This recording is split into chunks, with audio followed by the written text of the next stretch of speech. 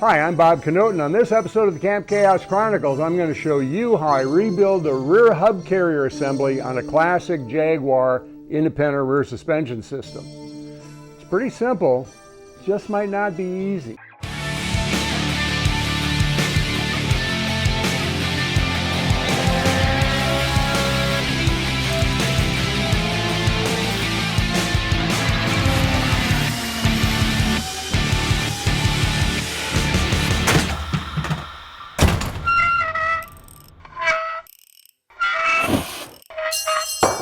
Dang it. Now what do I mean by that? Well, a hub carrier is a pretty simple thing. It's a hub that has a couple of tapered bearings on it with a spacer in between to adjust the play in between the two bearings, and a hole in the middle with splines that match up with the axle shaft splines, and put a nut on the end. Boom, got yourself a hub carrier. The problem is, some of these things have been together for over 60 years and maybe they've been apart. And maybe if they have been apart, the person doing the overhaul followed the early manufacturer's recommendation of sticking a little red Loctite in between the splines of the shaft and the hub carrier. That one's going to be tough. Whatever the case is, whatever difficulties you come up against, you got to be careful, because fact is, they're not making these anymore. You're going to have to find a good used one. So this is one that I had in the barn where I keep my spares. And what I'm going to do is I'm going to overhaul this one. Actually, I have two that I'm going to hopefully get one good hub carrier out of. The way you get this off of the car is pretty simple. You got the axle stub sticking out here. You got a big, I think it's 1 1/8 inch nut here that needs to be, you can knock that off with your impact. Once you remove the cotter pin, which it's a castellated nut, so once you get that loose, if you're very fortunate, you can just rock this down on the pivot shaft, or the fulcrum down below here, just rotate it downward, and the shaft will go out the back side. Some of them are extremely difficult to get loose. What it takes sometimes is a hydraulic press, and you can actually damage them. So whatever process you use, you really need to be careful that you don't damage these, because they're not making anymore. Now what I'm hopeful of here is this thing really rotates nicely, and that leads me to believe that at least the outer bearing is in pretty good shape, which is what I need, because I don't have a new one on hand for the XJS hub carrier, which should be common for all Jaguar cars that utilize this. And then what you do is the control arm is a pickle fork on the end, which has a couple of tabs that come forward. You take this and knock one of the nuts off the end, slide this out, and then the whole thing comes off. It's pretty easy to do, assuming this thing up here cooperates. So let's go ahead and start taking this thing apart. The first thing we're going to do is remove that seal right there. That's the inner hub carrier seal. And to do that, I'm going to use this tool, which has 1,000,001 uses around this place, but what it does particularly well is remove seals. And usually all I got to do is stick it in behind there. We're going to actually use a little persuasion here to get it in behind, and then just pop it on out. Now this is an older hub carrier, because this is a leather seal. These are great seals, it's just they don't make them out of leather anymore. Now at this point, what we're going to do is we're going to pull the hub itself, the wheel hub, this thing right here. We're going to knock that out. And there's two bearings, two cone-shaped bearings that are sandwiched in the hub carrier here, and they're both a press fit. So we're going to have to use extraordinary means to get that out. And what I've got here is this particular tool, which I fit inside here, inside of the hub. and support the hub up above the bench so that the flange here is clear, so it doesn't prevent it from coming out. And then I'm going to take my friend here and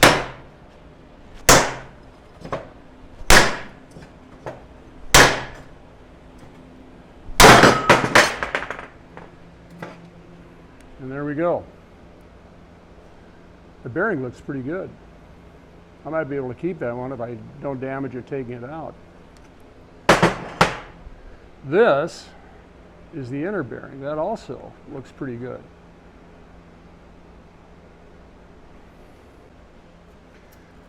What we're going to do now is we are going to remove the races for the inner and outer bearing from the hub carrier casting.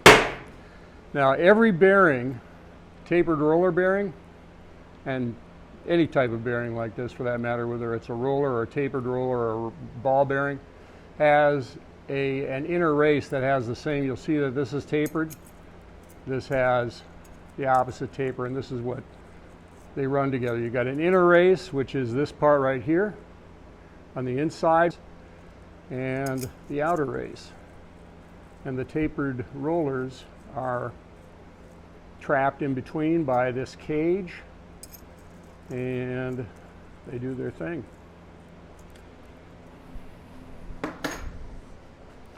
Now to get these out, we're going to have to use a hammer and a punch.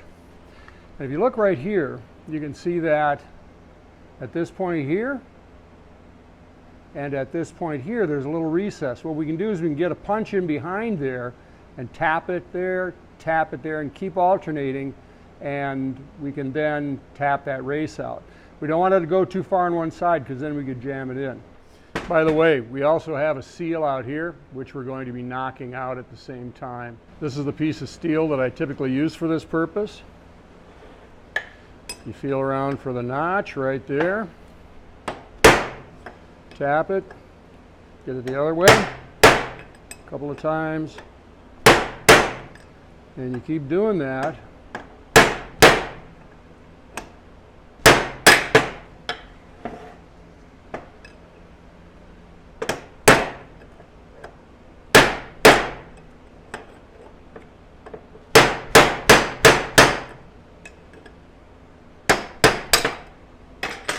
And there you go.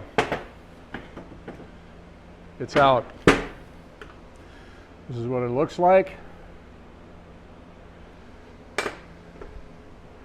And this is the outer seal. This one's got a neoprene lip to it, although the early ones of these also were leather seals.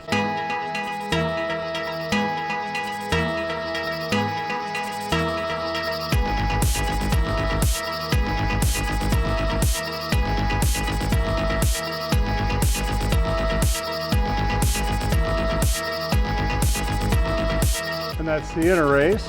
This is the inner bearing. Feels real good, given all the crap that's in there.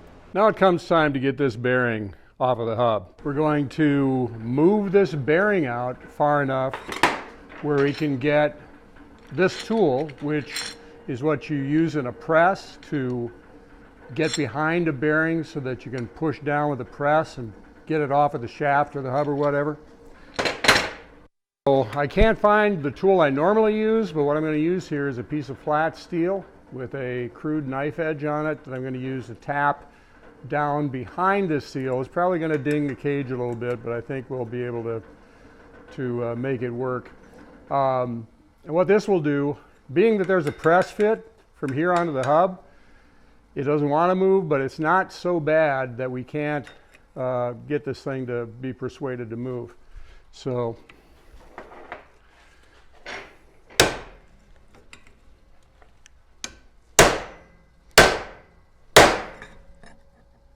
and it's moving. It's moving a lot.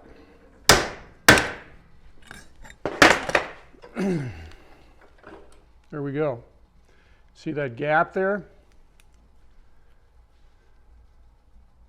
between the two parts. That wasn't there before. That's it's going to allow us to do what we need to do here.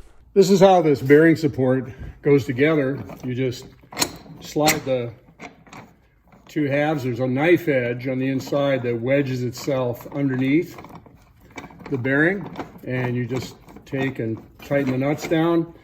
And in most cases, I don't even have to take a wrench to this. I can just get it finger tight.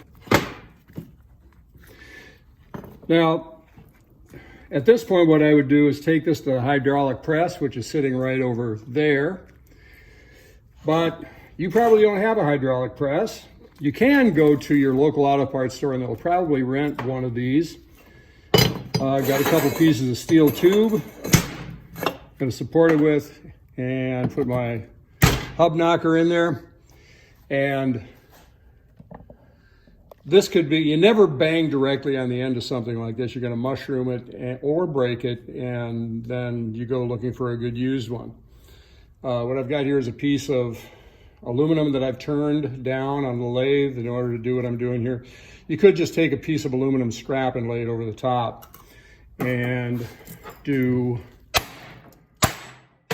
that.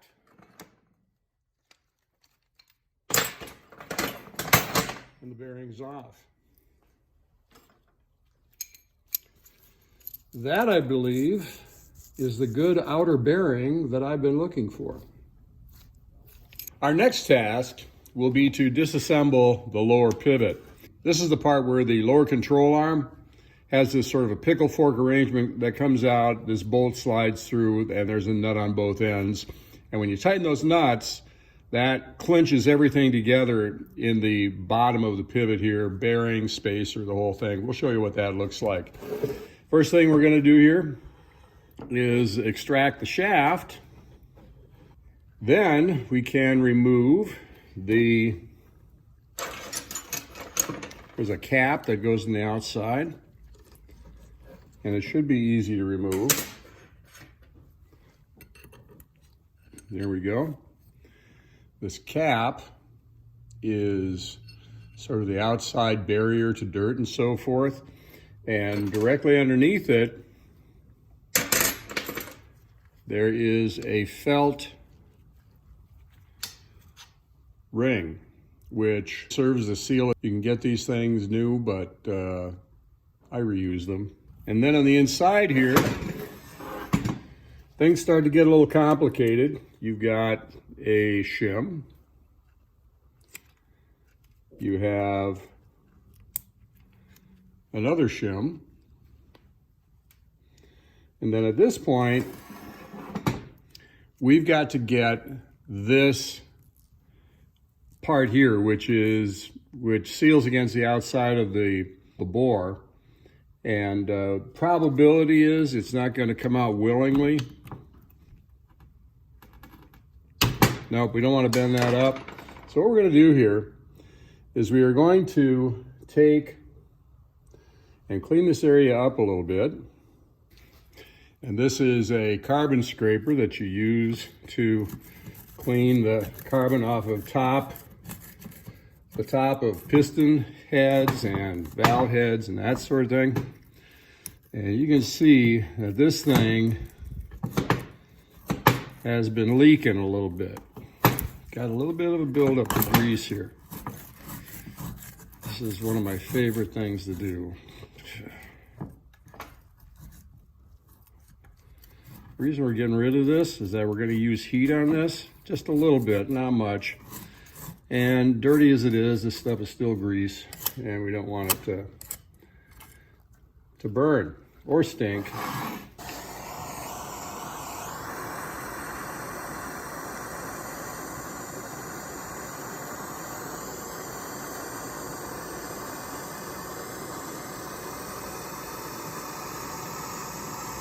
We don't want to damage this because this will, if it is damaged, it will cause grease to leak out around the edge of this cup.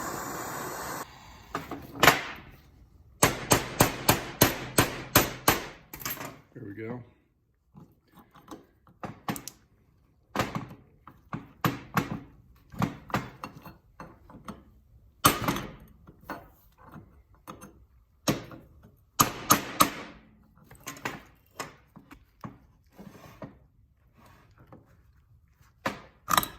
There we go. This is the cup that holds this felt seal, like that. At this point, we can then, should be able to, unless it's stuck in there, that is a lower pivot bearing.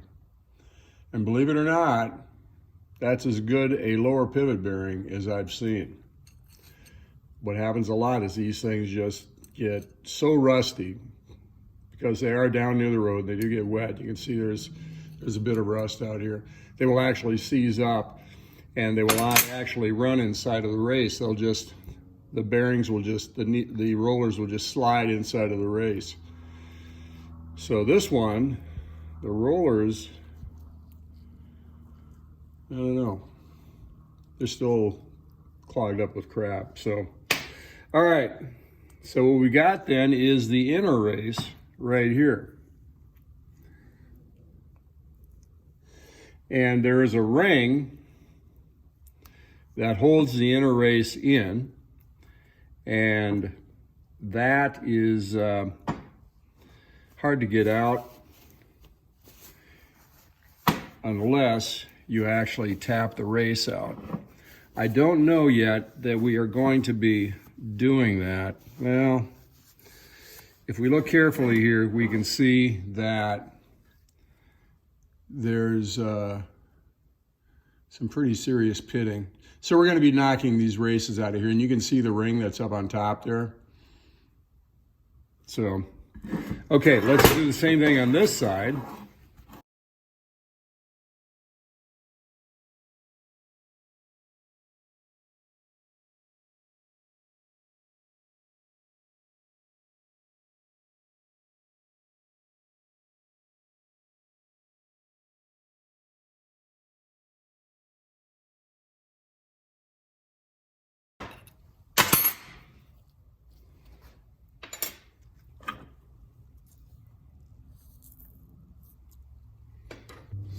And here we can see the shims that actually adjust the clearance or the play between this bearing on this side and this bearing on the other. Because in the middle here, we have this tube. And this is a spacer tube, which is pretty grungy looking, but what that does is it sets the clearance between the bearings and the races. And if we were to just bolt this together with this tube in place, they would probably jam on the races. So these little spacers right here, they're like 3/1000ths of an inch thick each. These will adjust that clearance so it's not too great, not too little. At this point, what we want to do is we want to knock those races out. And if we take a look at a clean one, we can see that we've got the same recesses there on both sides that we can use to get a tool in from the other side here, in behind the race and tap it out.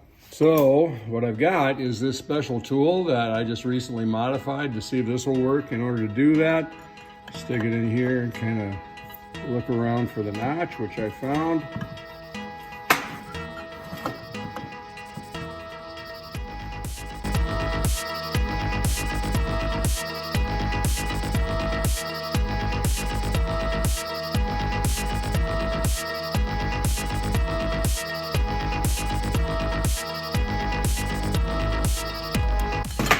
And there it is. Let's see how to race. I mean, not awful, you know, for what it does, but we'll probably put in new ones. And flip it around. And do the same thing here. And then the only thing we have to do then to complete our disassembly is to remove this grease fitting, what appears to be a grease fitting. Yeah, it's a broken off grease fitting. And we'll just get a vice grip on that. And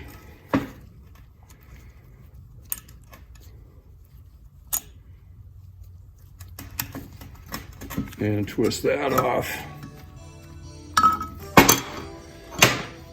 Okay. There is our hub carrier housing. What we're going to do next is we're going to clean it up.